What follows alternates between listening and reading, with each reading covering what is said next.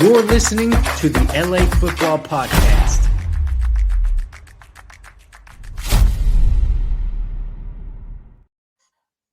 All right. Old intro, I guess. This is not the LA Football Podcast, but it is the LA Fan Base Network, Rams Skinny Podcast here. I was just looking through old videos. I'm like, we need like a just full on longer Rams one for these live streams. We haven't done a live in forever. So didn't even watch it all the way through. So there we go. But yeah, day one of free agency frenzy. I wouldn't say in the books. It's only 5:45. I'm sure some other stuff will come trickling through in the evening, and then we'll hit it again tomorrow. But busy day. We're gonna get all into it. We'll let some people get in here. But Skinny T, what's up, man? How we doing today? How you feeling? Man, I've been going hard since 6:30 this morning. I'm doing great. I think for the very first time we can say we've got you covered from top to bottom for Rams free agency, except for one thing. Hunter Long gone. Yeah, didn't see that coming. It wasn't even really announced. I think he was he? I don't even. Was he going to be a free agent, or did they legit just like release him and he was still like had a year under contract? Could be. Yeah, I don't know. I mean, that's the kind of impact he's had on this team since joining in the trade for Jalen Ramsey.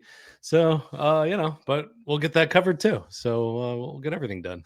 Yeah, exactly. So, yeah, how you holding up before we get into it? We'll let more people kind of get in here. Again, we haven't done a live in a while, so glad everyone who does trickle in here. Obviously, there's been a lot of Twitter or X issues throughout the day, so I don't even think our stream is going live. I set it up for it, but it doesn't look like it's there. So hopefully you're over on YouTube watching us on our Rams LAFB.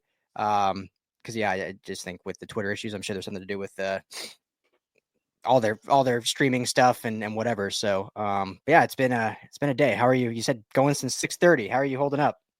I'm doing pretty good. I'm actually like wired. I don't know. I don't know what it is. It's just looking for new information, writing new information up. It's exhilarating. This is a really fun time of year.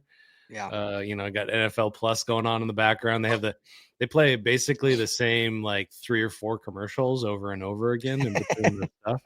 And so I got those memorized. Yeah. Yeah, it's always fun. So, we were joking earlier. We obviously cover all LA sports, and it's like, all right, it's free agency. Like this is the focus today. Rams, obviously, we do the Chargers as well. We do the Raiders as well now, at least on site. Our actual Chargers show, Chargers Unleashed, our good buddies Dan and Jake, who are part of the network, they're live right now breaking down the Chargers. So busy day, and of course, Dodgers announced Dave Roberts' new record-breaking extension today, so we had to hit on that news. USC is humming. They get another commitment today, plus some other rumors of commitments. It's like, can't everyone else just like stop for this and then they can pick back up like later? I was just waiting for the Lakers to like have some big news break too. It's like, that's just nature of the beast, I guess. Yeah. It's it's a good problem to have because we've had those days where it's like a real slow news day. And you got to get pretty creative. I mean, just a couple of days, I think maybe even Sunday it was kind of a slow news day. So yeah, exactly. So can't complain. So all right, well, we will start getting into it a little bit real quick. Live show, as always, brought to you by our friends at BetOnline. Make sure to head to betonline.ag. All the best money lines, all the best game spreads, wagering, fun that you can have. Every sport out there you can cover, you can wager on. So betonline.ag. Telling the guys at the LAFB network sent you. Let's start with yesterday really quick. And we don't have to go over every single deal, but in reality, yesterday plus today, it's been about 6 transactions or so, obviously some losses.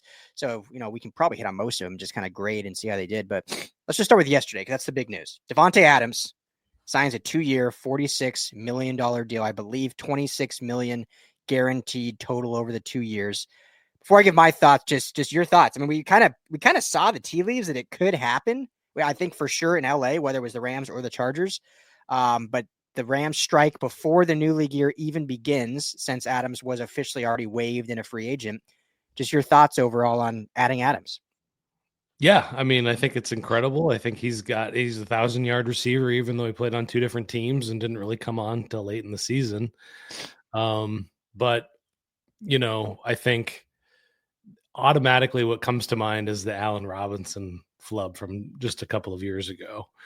But What's different about this one is that Adams still gets plenty of separation, so he's going to be an attractive target for our guy Stafford. And he's been really productive.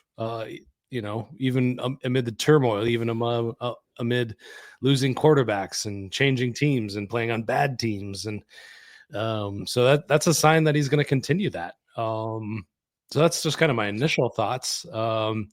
I've seen a lot of people comparing, why would you go for him when you could keep Cooper Kupp? I think this is I think this is an upgrade from Cooper Kupp. I think Kupp is in his decline, and so I still think this is the right move. This is the right way to go.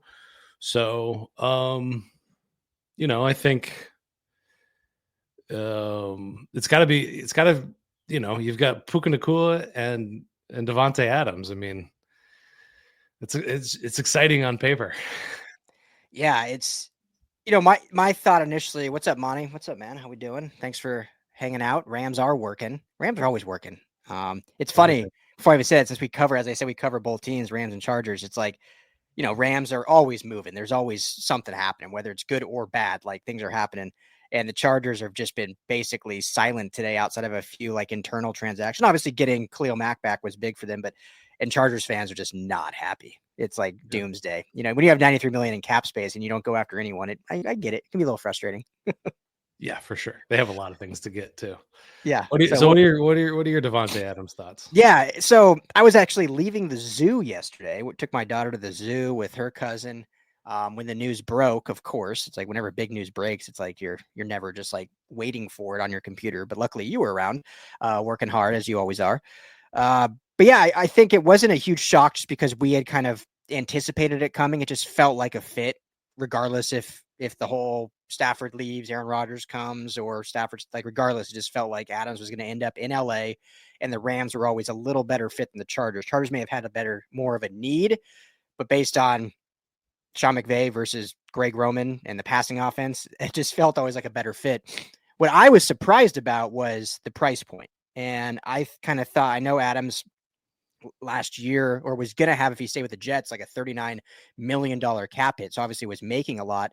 But my kind of interpretation was, by releasing him, he's 32 years old. He would kind of get I don't want to say a sweetheart deal, but would be quite a bit cheaper. And I don't have it in front of me. I can pull it up here in just a second, maybe when you're talking, but I'm pretty sure this makes him on a yearly average, like top 10 receivers in football, maybe even a little higher than that.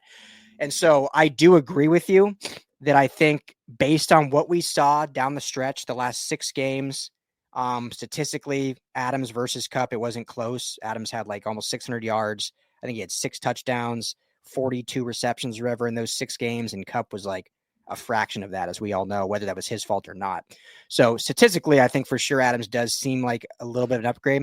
But what was surprising to me when you see that price point and the fact that we heard from both Les Snead directly and also other reporting that the Rams didn't even approach Kupp about a restructure or a release and re-sign or just a new deal. Basically just said, we're done. I mean, that you did a piece based on an LA Times piece just yesterday, and he basically said he met with McVay after the season. McVay just told him, hey, we're going to trade you. And like Kupp, I think, said, like, is there something else we can like figure out? And McVay was like, nope, we're moving on. I'm sure he said it nicer. I don't know. But so that was a little surprising to me that, yes, it's close, but I do think Adams is a little bit of an upgrade. But you're giving Adams $26 million guaranteed, $23 million per AAV, and Kupp makes less than that, and you won't even like discuss. Like, if Kupp would come back on let's say, a fraction of the cost, like, do you think he's still good enough? Or they clearly, and this is what I'm getting to, they clearly were just like,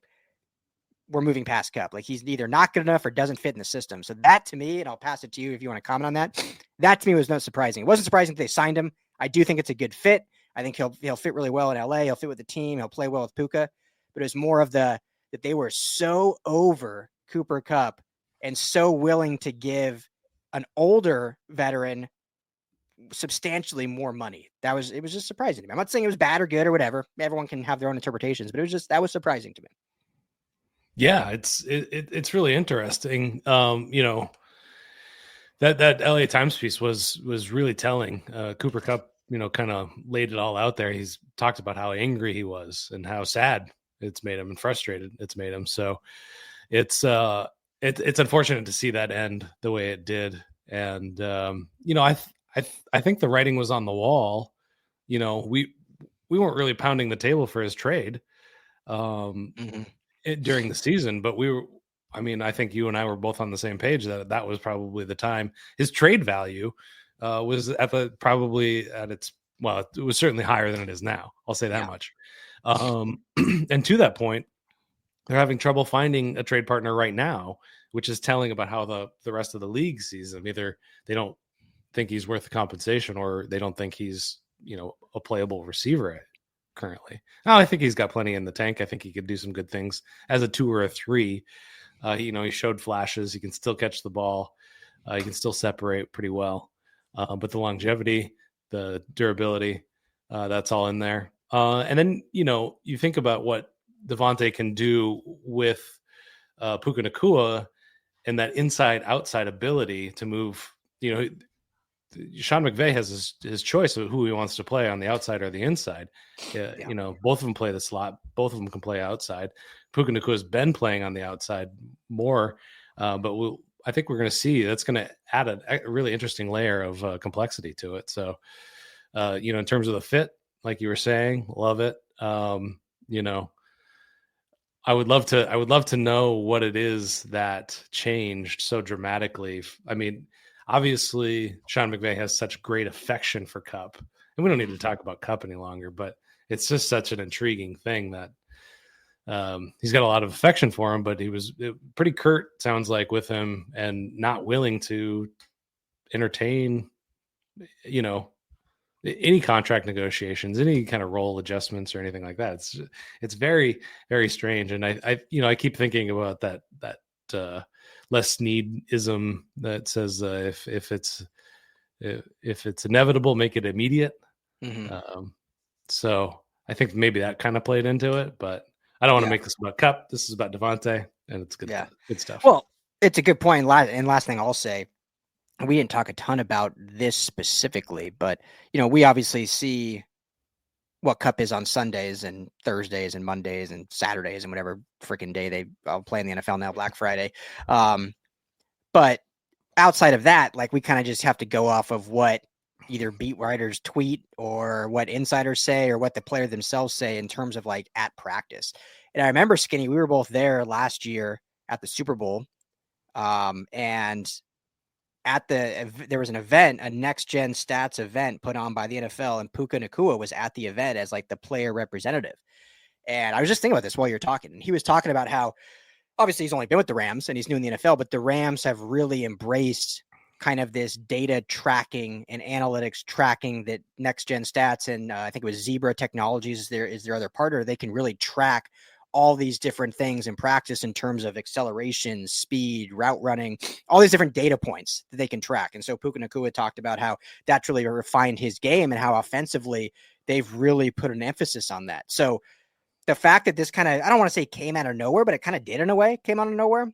And the fact that Kupp's production went down on game days, but then the moving on was just so eminent, I think tells you too that they saw in practice, like, dudes just lost a step, whether it was pure speed, whether it was pure breakaway, like ability, whether it was catch a bit, whatever it may be, and whether it was injuries or age or whatever. Clearly there was enough data points that they were able to track throughout the season that said, hey, this is not going to fit with what we need to do to go where we're going. And even though we saw him come up in clutch, and I'm not saying this is right, I'm just kind of spitballing here, but even though we saw him kind of come up clutch in the playoffs on a few plays, the production spoke for itself, and his utilization, the offense spoke for himself, spoke for itself. So I think that's kind of the telling thing on that. And again, I always say, like, I don't want to pat ourselves on the back, but then I guess we kind of do. Like, I will say this, like, we were the one kind of show basically saying since October, like, what's up with Cooper Kupp? Like, there's clearly an issue here, whether it's him or the team or something. And all the other good friends of ours too, but everyone's like, he's still great. It's the Rams' fault. Something's going on. Like he's still top 3 receiver in football. Clearly the fact that not with the Rams, now the Rams want to move on and no one wants to trade for him. I mean, the market kind of speaks for itself. Unfortunately, I hate it because I love Cooper Kupp. So there's also the fact that I think teams just realize, hey, the Rams are going to release him anyway. We can get him on a cheaper deal than what, I mean, he has like a $29 million cap hit this year. So it's like, we'll just let him hit the market and then we'll have a small bidding war seeing what the market does. So, but yeah, we'll just put a bow on, or a book, close the chapter, I should say, on that.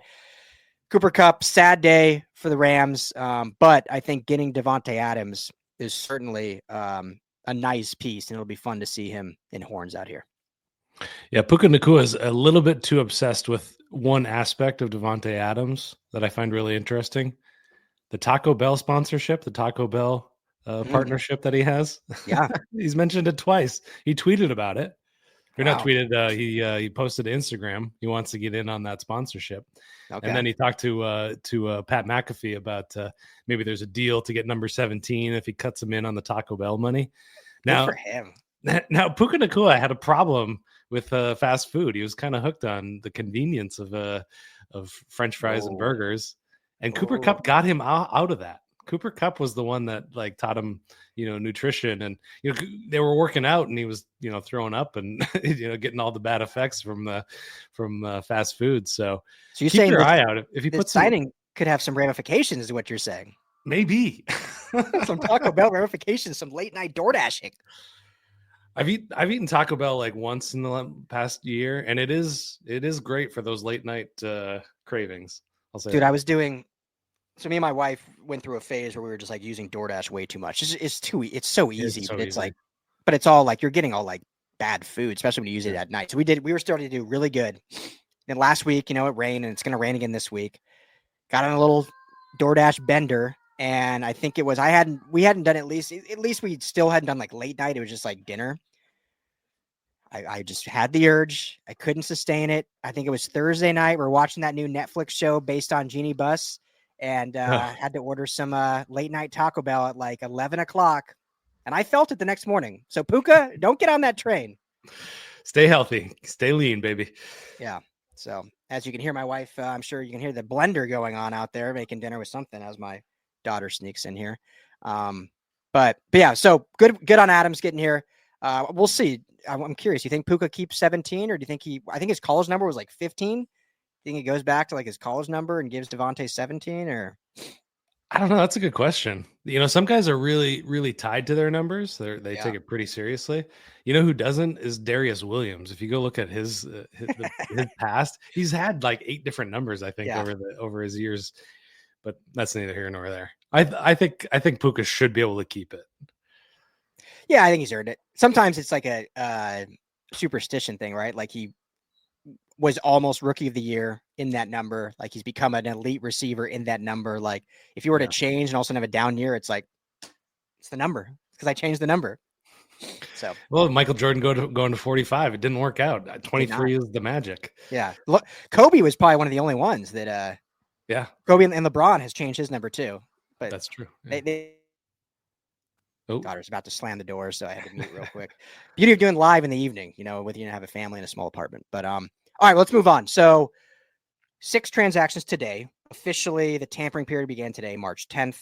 The deals become official on Wednesday, March 12th, but unless pending physicals, all of them are fairly done, except one that hasn't even been officially reported, but we got you covered here at LAFB.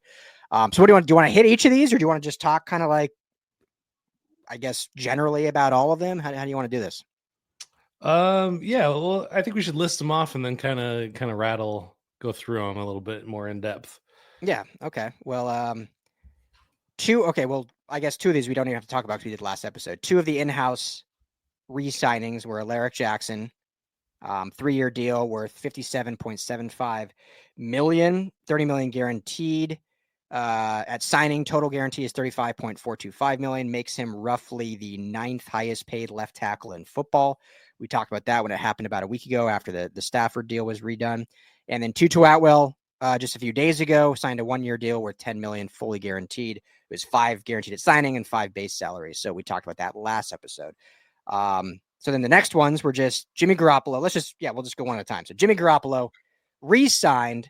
It's looking like an $11 million 1-year deal for Jimmy G, back as the backup. I I don't necessarily have a problem with this, but I'll just toss to you. What are your thoughts on Jimmy G back on a 1-year deal? I'd like it a little less expensive. I think that's probably my only gripe. I mean, other than the player himself, but McVay loves him. I can't do anything about it. Yeah. And he's won some games. He's won some games as a professional football player. So I'm fine with it. Just a little expensive, I think. But, with where Stafford is, you need a competent guy out there. You need a guy that has won games. That's Garoppolo. Boom. Yeah.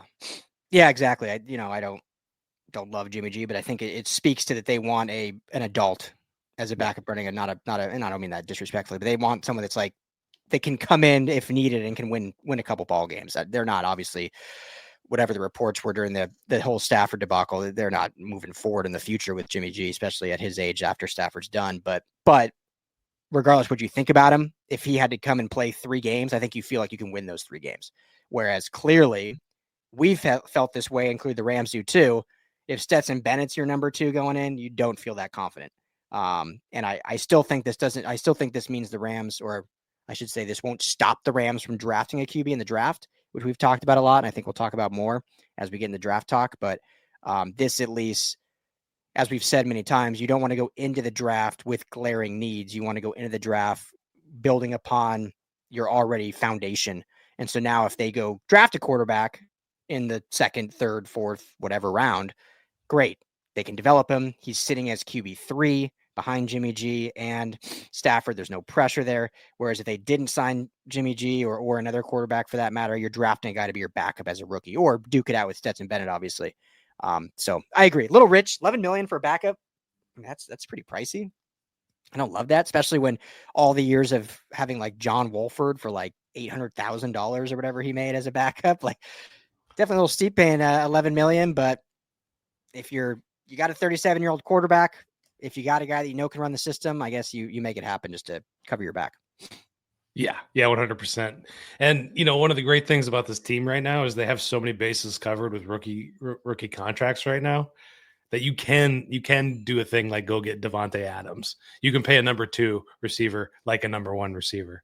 You can get an expensive backup quarterback to protect the ever increasingly brittle Matthew Stafford. Yeah. And I think with these in-house signings, what's great about all of them is in the past, we've seen the Todd Gurley 5-year deal, Jared Goff 5-year deal, even the Allen Robinson 3-year deal. Like you're stretching those a little deep to where the Rams run into trouble. These ones, you get Jackson is the big one at 3 years, Tutu 1 year, Jimmy G 1 year, Davante Adams 2 years. So you're kind of like signing really good value for this season, but you're not overstretching to where when these rookies need to get paid, the Durant, the Kobe Turners, the Byron Youngs, eventually, obviously, Jared Versus, you're not still holding on to these existing contracts way long. Those will all be either new contracts again, or just off the books. So it's good to see finally we're getting some shorter term deals that won't kind of screw them in the future. And it really shows there's a Super Bowl window now. Yeah. It's 2 years, 1 to 2 years really. So, but clearly it's legit. It's a legit window. So that's exciting. Yeah. Love it. So the other official, I think this is the last official signing. Again, nothing's official until Wednesday, but this is the reported by everyone. Poona Ford, 3-year deal. So, keeps it under 3 years again, or under 4 years as a 3-year deal. $29.6 million is the total of those 3 years. Played with the Chargers last year. This feels like a guy that, this is basically, we've talked about it. We've written about it. Everyone on Twitter or X knows about it. Bobby Brown, I think, was a great player, but was not happy with his role, and he voiced that publicly. Not necessarily bad-mouthing, but just saying, he wasn't given the opportunity he felt to prove himself as a pass rusher and was only deemed as a run stopper. And so Poona Ford basically feels like a legit just replacement for Bobby Brown, because while Poona Ford can bring pressure in the middle, similar to what Bobby Brown did, his main role is stopping the run. He's a big body that's going to plug up the middle, that can be next to Kobe Turner and stop the run. And so I think they probably said, we need a guy that understands that role. Poona Ford has done that in his career, kind of broke out last year with the Chargers a little bit, and he's going to do that for us. So it felt like just a pure, and I like the signing, but it felt like just a pure replacement for Bobby Brown in a way. Yeah, and one they needed to make too. I mean, the run defense last year cost them games. I Yeah. mean, just go Yeah. look at some stat lines Every from game. the Eagles games. So it's, he's 5'11", 310 pounds. I mean, this guy is just built to just plug running gaps. So it's perfect. So, Bobby Brown now with the Panthers, just tie that one in right here. So Yeah. adios, Bobby Brown. I hope you enjoy run stopping better on the East Coast. But yeah, Poona Ford really had a nice year for himself last year. Just in terms of run defense grade, 80.3 from PFF. You got to like that. 23 stops, good amount of tackles for loss, 8 tackles for loss, 5 passes defended. So he's batting passes down at the line of scrimmage as well, even at 5'11". So Look at that. Get up, young man. Get up. yeah. So I mean, I love the Davante Adams one, but this is like, it meets such a big need for the team, and such quality player. And how many years was the contract? 3-year. That's 3-year, I just mean, under 30 million. So under 10 mil a year.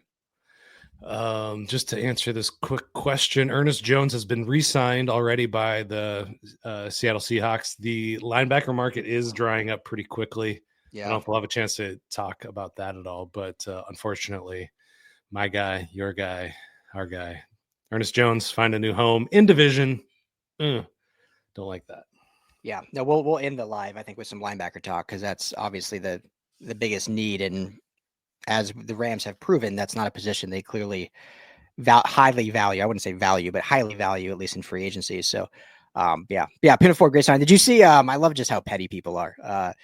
Jordan Reed, after the signing, like tweeted out about Poona, and I'm paraphrasing, but said something to the tune, and she didn't mean this, but said something to the Rams like his pass rushing upside.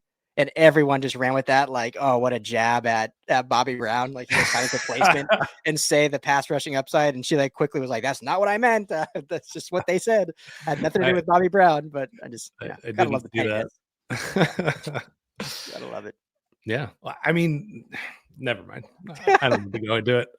My thoughts are out there about Bobby Brown. Yeah. So I think this is best for both parties. So, I love Poona Ford staying in LA. He was really good with the Chargers, and was kind of thrust into a real starting role in a way without having much experience, just because of the lack of depth at defensive tackle position the Chargers had. And obviously, I'm sure Rams fans know the Chargers have one of the best defenses and run defenses in all of football, with lesser known guys. So adding that to the Rams arsenal, I think is great. So, all right, last one that is not official, and then we'll talk linebackers. So not official. I don't even think any of the big wigs, the big insiders had tweeted it out, but Courtney Cronin of ESPN, so an official source, basically saying, and then we reported over here at LAFB, that Coleman Shelton is returning to the Rams. He played obviously center for the Rams 2 years ago. Last year went to the Bears, started all 17 games for the Bears at center, and now coming back to the Rams. So we don't know the extent of the deal, the number of years, or the price, but does look like he is going to be coming back to the Rams. And so I like this signing. I'm just curious your thoughts, Skinny. Does this to you signify he is the starting center and Bo Limmer's the backup, or are they going to have a true kind of center competition going into camp? I think they're going to have a competition. Coleman Shelton wasn't great last year for the Bears. The Bears were an absolute dumpster fire. Yeah, terrible offensive line. Yeah. So in terms of the guys around him, I mean, they completely rebuilt their offensive line already. 3 new guys along that. So there's a reason for that. But I think it's going to be an open competition. Bo Limmer didn't play lights out. He was pretty bad in pass coverage. Go back and watch that last play against the Eagles and see how terribly he tried to block Jalen Carter with one hand. You can't do that. There's a reason that Kyron Williams was playing in the A gap between the center and the guard a lot. He was in pass protection 179 times, sometimes in that spot there in the A gap. And it would be nice to be able to get some of those snaps back for Kyron, that he doesn't have to do that. So I think competition here is good. I think drafting a center as well, maybe in the first round. I don't think many people would like that, but Good prospects at that point, depending on who's available. But yeah, this is such a Rams move too, bringing back the guy, so I think, is it an upgrade? Is it a downgrade? I think it's a competition grade. I think it's good to, get some bites at the apple, see who can win the job. Yeah, I agree. I don't think they're. I mean, it's disrespectful. I don't think there's an extreme talent difference to where one guy should be deemed the starter going in. It should be a true competition. Clearly move Steve Avila back to where he should be as he finished the season at guard. You have your tackles set with, Havenstein and obviously signing Larry Jackson, Kevin Dotson still at right guard. So everything's set. And then you do this kind of 2-player battle at center, probably even draft a guy in the later rounds and add to that. So kind of wide open at center position. Just our guy, Justin Dedich, can still, I know he played guard for the injured guys early in the season and whatnot, but he can even battle for that center spot as he's a versatile offensive lineman. So, but yeah, I agree. I think, great, depending on what the price point is, but I'm guessing it didn't cost the Rams an arm and a leg. So why would you not bring a guy back that played in this system and played pretty well for the Rams? He was a guy I wanted them to keep 2 years ago just because of the familiarity that he had with the team. And so when they let him walk, it is what it is. We rest this history, but he's back, it looks like. So that's great. I just saw not that this pertains to the Rams, but the Chargers just signed Najee Harris. So they do get finally like a decent name player. Yeah. No wide receiver yet for you. Unfortunate Chargers fans are stuck with Lad McConkey. And I guess, I don't know, Quentin Johnson. That's it. Yeah. We'll see. Not the Rams problem. Not at all. The lack of love for receivers with not just, I won't say the Chargers, but just with Harbaugh and Greg Roman is just fascinating. Yeah. I mean, they got to a Super Bowl with Michael Crabtree. That they did. That they did. They also had Vernon Davis, but So see, that's the thing. If the Chargers go and get like a premier tight end and not have Will Dissly as your tight end one, then it's like, okay, you can make sense of it all. But they haven't even gone and gotten one of those. All the tight ends are going off. So it's just interesting. But anyway, that's a whole nother. Yeah. I'm sure Dan and Jake are talking right now live about that as we're doing this. So I just saw we just popped over on Twitter live. So I don't know if something got fixed or what, but for anyone over on Twitter, what up? Welcome. Sorry you're joining 30 minutes late, but I guess we're live on Twitter now. So excellent. Yeah. All right, quickly before we just read that. So Shelton was a human turnstile at center for us. I can't name a DT that didn't bully him out of his lunch money. So maybe our good boy JJ Fording here is for drafting with me. Maybe he's on my team. We'll see. Yeah, I'm not against that either. Like I said, I just think it just adds competition. You're definitely not, in my opinion. I hope you're not bringing Sheldon to be like your foregone conclusion starter. We'll see. So, I don't know. We'll find out. But all right. Well, let's before we talk linebackers, I'm a little sad to see Michael Hoyt gone. Michael Hoyt gets a big contract with the Bills. You surprised he got that much money? He got a pretty fat deal. I am, and the Bills are a weird team. The Bills are they are. They have a big admiration for the Rams, that's for sure. Yeah. They actually took a shot at them a couple of years ago for kind of buying a Super Bowl. The same thing everybody's been saying, but a lot of money. So I'm not surprised that the Rams didn't match that. I've taken my shots at Michael Hoyt just because he drops into coverage. That's not his fault, but he dropped around 40 pounds to get into shape to move from interior defensive line to the edge. And he turned into a really versatile piece, just 27 years old now, kind of moved all over the place, made some big plays, made some important plays for the Rams, real scrapper. I love my Ivy League guys. He was a Brown Bear. So Brown Bear, baby. He's a thinker, apparently. Yeah, smart guy. I'm going to miss him throwing up the LA after every play. He's going to have to do like a BB. Like I know. Like, what do you even we used to do when I went to Long Beach State, we'd do this was like LB. It's hard to like really tell from your fingers, but oh, sure. Yeah. LB. Not that anyone cares, but I know I'm going to miss that. Like he embodied like LA, even though he went to Brown, but he like embodied being an LA Ram. So, and he, like you said, I think the thing I loved most about Michael Hoyt is the years all blend together. I think it was 2 years ago when the Rams were just so injury riddled. And he was like a D tackle that then moved to outside edge, dropping into coverage. And he like embraced the role. Like he was your true, like, hey, where do you need me? I just want to be on the field. Like it wasn't a prima donna. Knew he had a long shot of even playing in the NFL, just happy to be here. And whatever the Rams asked him to do, like he did. And he actually got better and better and better. And last year, he was like a viable, he wasn't just like on the field at a necessity like he was in 2 years ago. Like he was a viable player, like a real disruptor, got after the quarterback. I still didn't like when they had him in coverage on tight ends. Like that was still a mistake, but what edge do you want in coverage on tight ends? That wasn't his fault, but he was a viable player. So I just loved how he continually got better and better and better every year, embraced whatever role they gave him. And I'm going to miss him.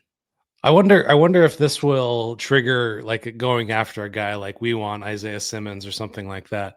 A linebacker who can play in coverage, maybe can do the line of scrimmage. I don't know. But it'll be interesting to see what they do to, kind of adjust to that void now. And the good news, he's going to be a sixth or seventh round comp draft pick. So the Rams will have an extra draft pick for this reason. So that's pretty cool. Also, another reason I love the Rams, he was an undrafted free agent. Yeah. Love that. Love that. These are the best stories. That's what we would be. We would be undrafted free agents, Lunch pail guys. Lunch pail. Just bring your lunch pail to work. Grinders. Yeah. Do it all. Whatever the coach asks you. And that was my role in high school. Saying, what do you want me to do? I'll do my best.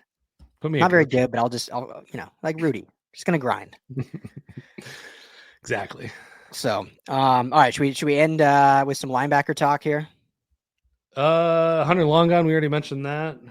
No trade for Cup, we already mentioned that. Yeah, well, there's a couple of positions we could talk about. I don't know if we want to go into depth on all of them, but I mean, linebacker, cornerback, running back, and tight end are what I have as team needs still. Yeah. Still a couple of good cornerbacks out there.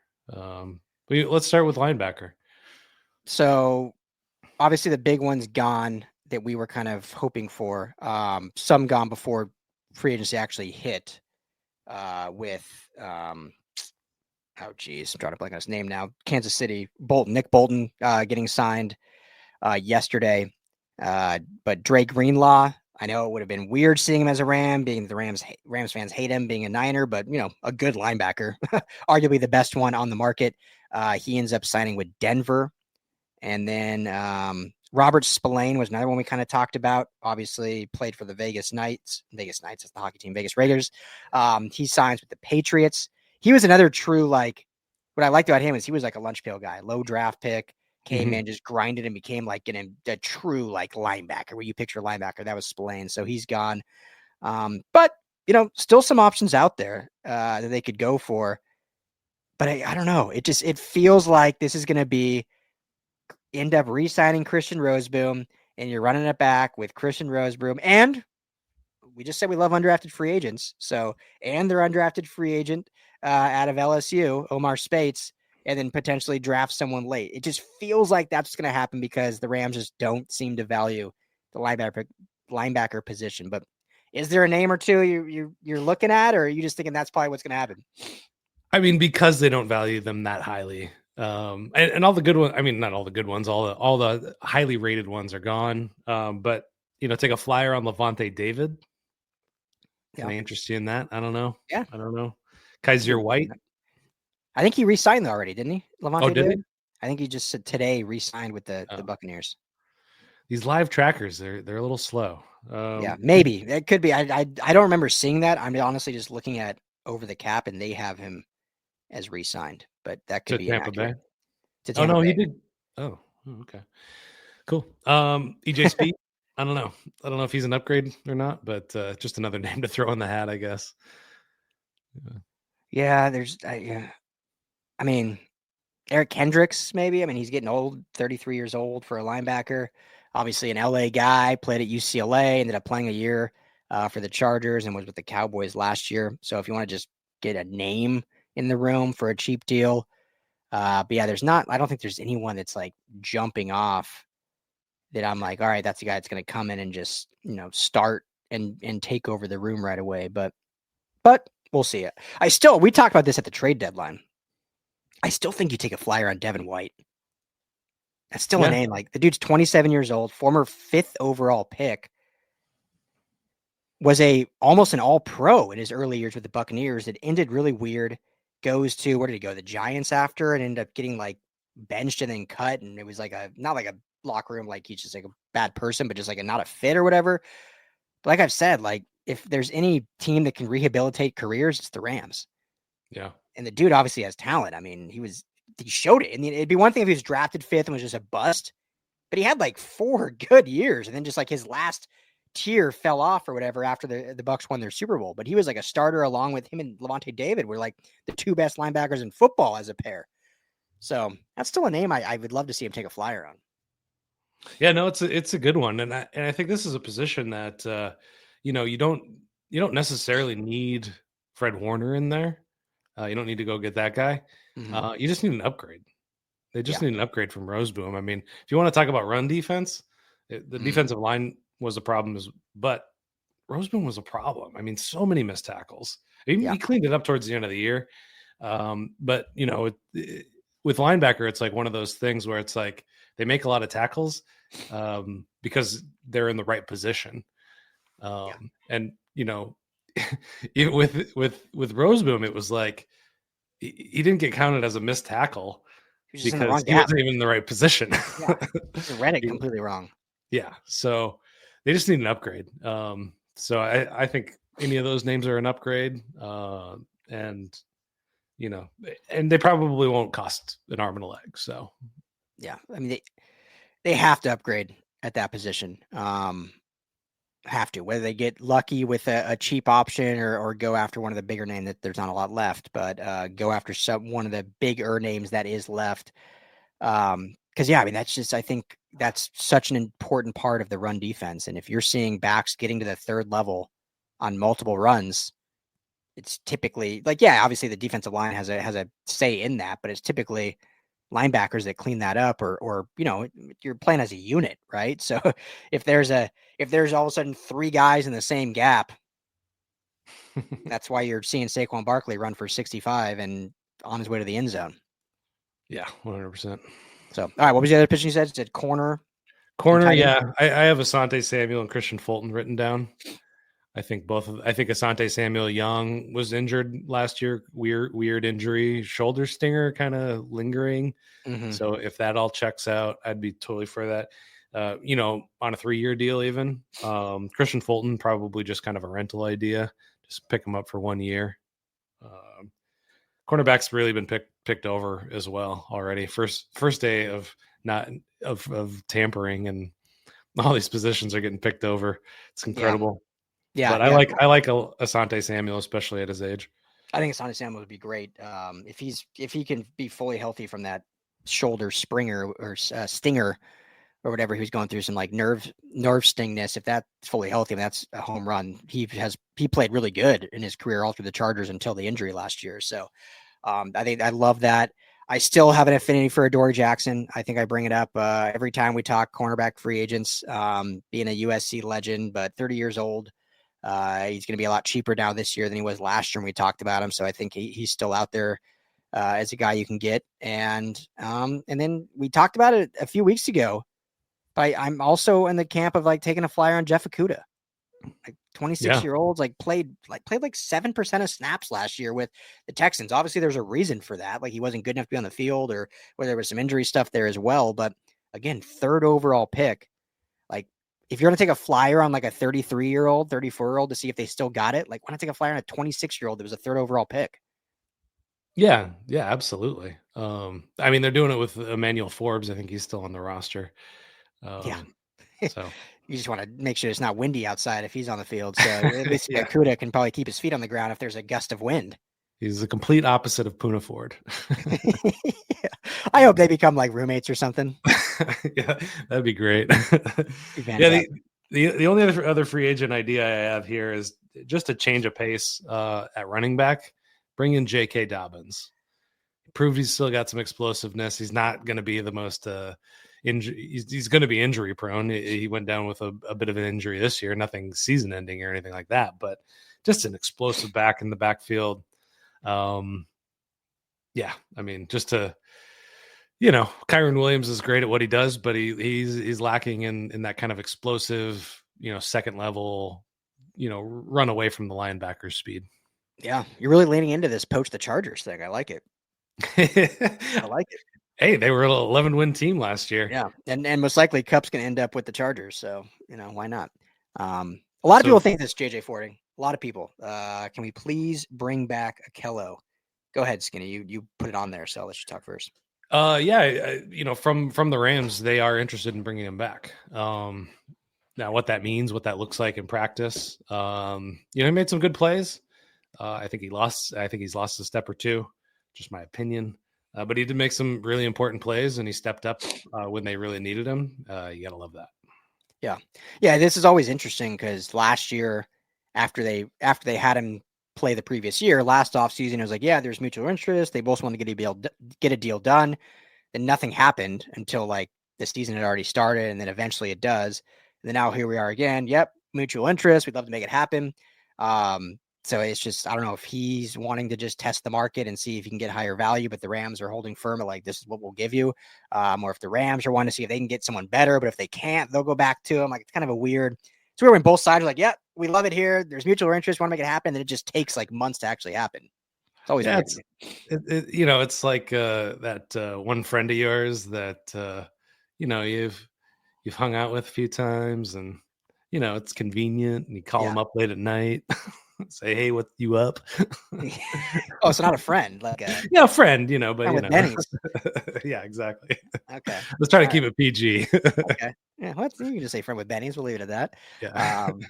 Okay, I think that's probably a fair relationship assumption between the two. Yeah, each are kind of testing the markets of what they can get more of, and when they dry up, they're like, all right, let's just Netflix and chill. We'll just let's do this. We'll just come back and make it happen. But I do think he's a good fit. Again, I think some people probably think he's like CB1 with the Rams. Like if that's CB1, then you have kind of issues, but I don't think he's bad. I think he knows the system, and definitely a viable piece of this defense that knows it well, knows the scheme, plays well with the guys, knows the guys. So yeah, I'd love to see him back if they can make it happen. So let's get this last comment, and we can get out of here. What do we got here from JJ? Instead, I was trying to Tre'Davious White is what's his nuts. Oh, okay. Yeah, I was like, who is he referring to? Yeah, that was an experiment that went south real quick.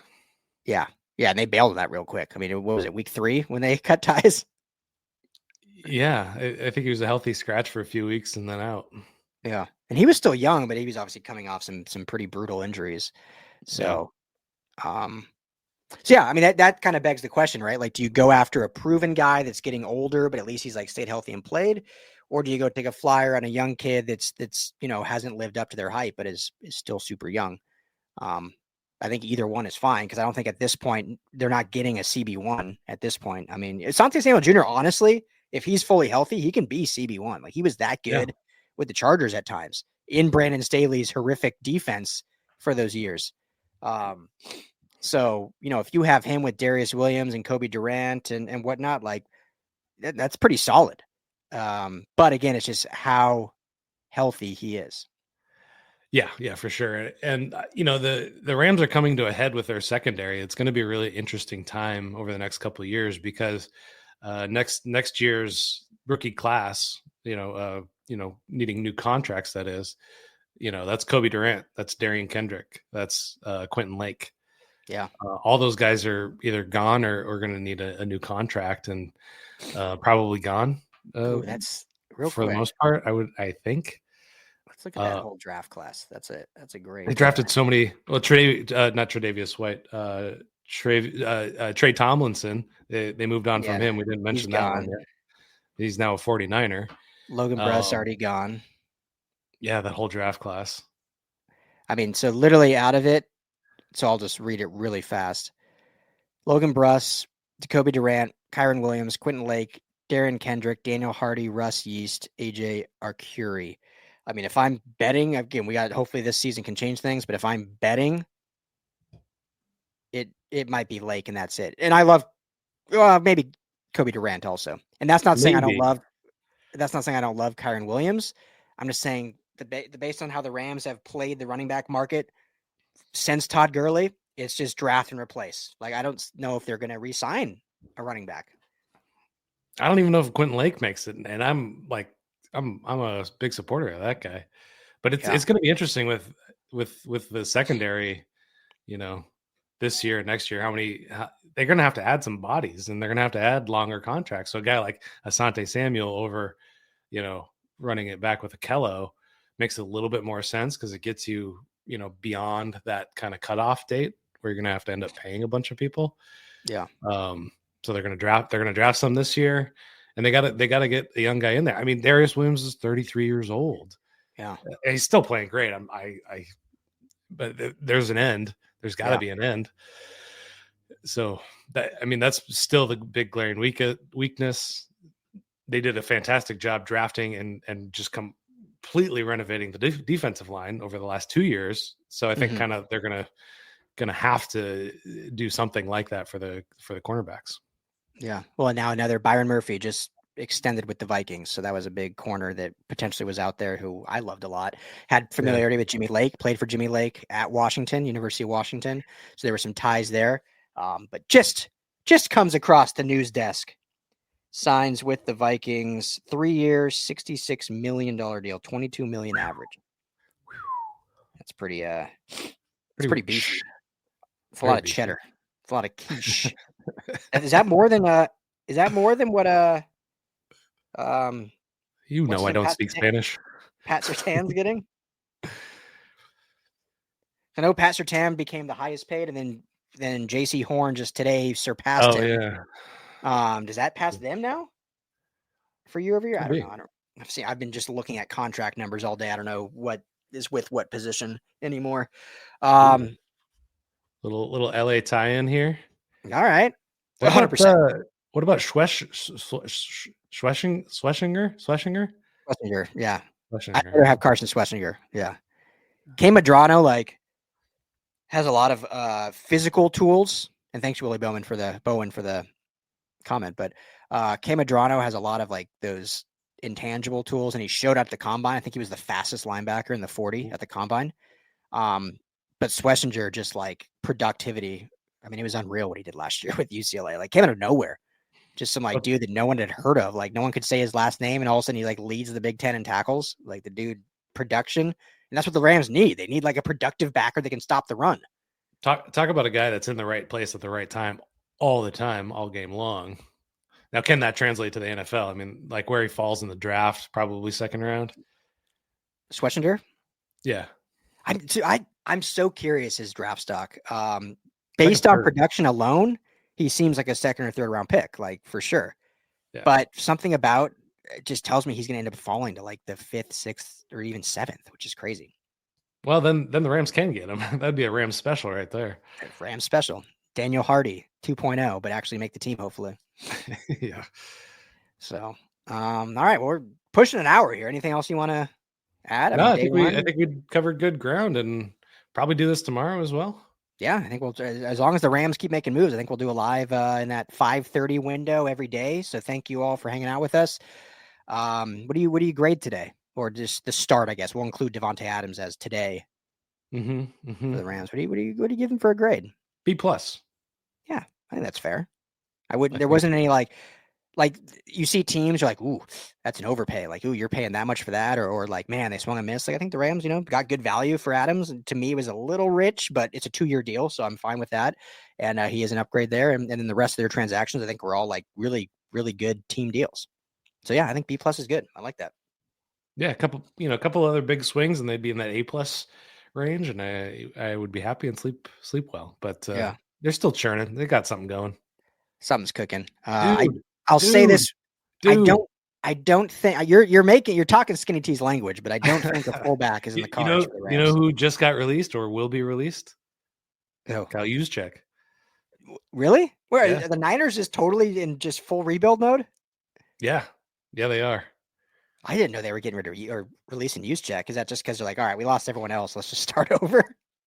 They have to. I mean, they were up against the cap, and overpaying a lot of guys. They've got a ton of talented guys. I mean, a lot of positions, top 5 guys. Yeah.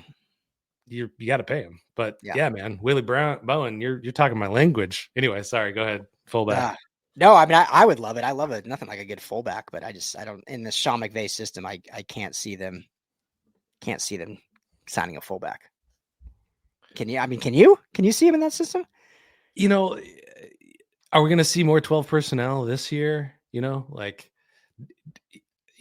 got beat up by Juszczyk over and over again for years. Maybe you go, oh, maybe they got something going there.